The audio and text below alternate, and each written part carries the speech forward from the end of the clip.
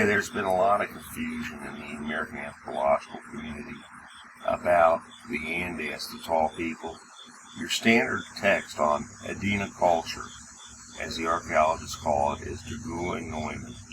And they were stunned when they found these extraordinarily tall skeletons. They spent about half their book on that. The pocket of the Andaste survived, the Adena culture survived on the Susquehanna River until European contact. They were killed in 1676, genocidally exterminated. We have direct eyewitness accounts of these guys that are 7.5 foot tall. If you look at newspapers that were like 50 years ago, even in New York Times, you can see 8 feet tall, 8.5 feet tall. Exactly. Was that normal? Yes, for the Andaste it was. They did cannibalism, child sacrifice, torture. They were greedy. They would claim far more resources than they needed, and anybody they were territorial. Anybody that they caught, they tortured to death. So they weren't. This is not an American. This is not the Native American way. Child sacrifice, cannibalism, and the greed. These things are not done in Native American societies between the nations that were here. If your neighbor, if you're having a bad year and you had food, generally you would help your neighbor to get by. Well, the Andaste didn't. Period. That was it.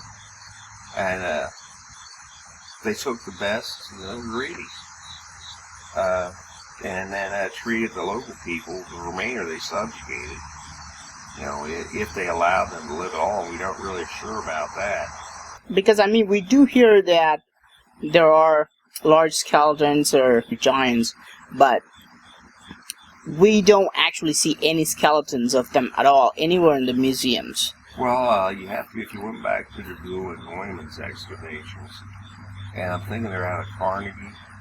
I believe that they have their excavation reports, and you can go to Carnegie Museum in Pittsburgh? Yes, exactly. Okay. Right at your home.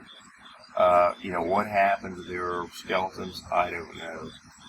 Whether there's anything to sample for DNA, I'm sure that it's ex-mitochondrial DNA. It's just, this is it. The pattern of their migrations is very interesting, and it's absolutely unique. Like I say, all the native peoples remember these guys. As tall. Yes, they were giants. That's, as I mentioned before, the Ho-Chunk Winnebago fought them. The Ojibwa fought them. Yep. The Three Fires fought them. 5 Nations fought them.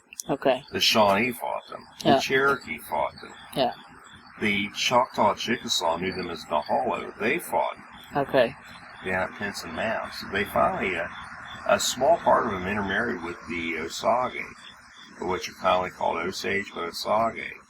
And actually, if you've ever seen the Osage drums, so that ex-mitochondrial DNA survives in the Osage to some degree. Apparently this group, as near as we can tell from tracking ex-mitochondrial DNA haplogroup, they evolved on the Black Sea.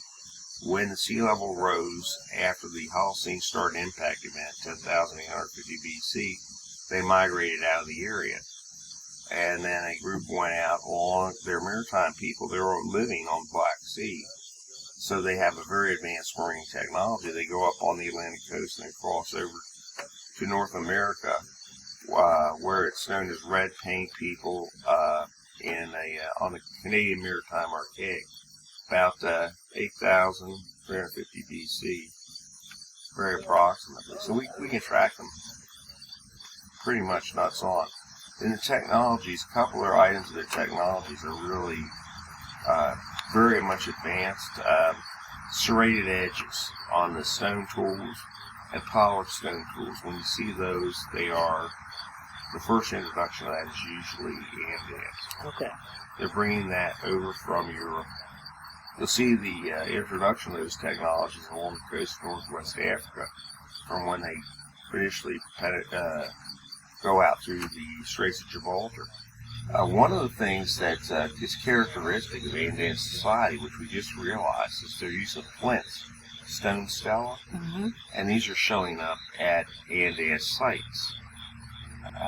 And of course, what generally happened when they were driven out, these stela were thrown over, the flints were thrown over. So they're still there, they're large, they're massive. And myself, my colleague Fletcher Wilson are currently involved in retrieving. You'll see one down at Serpent Mound.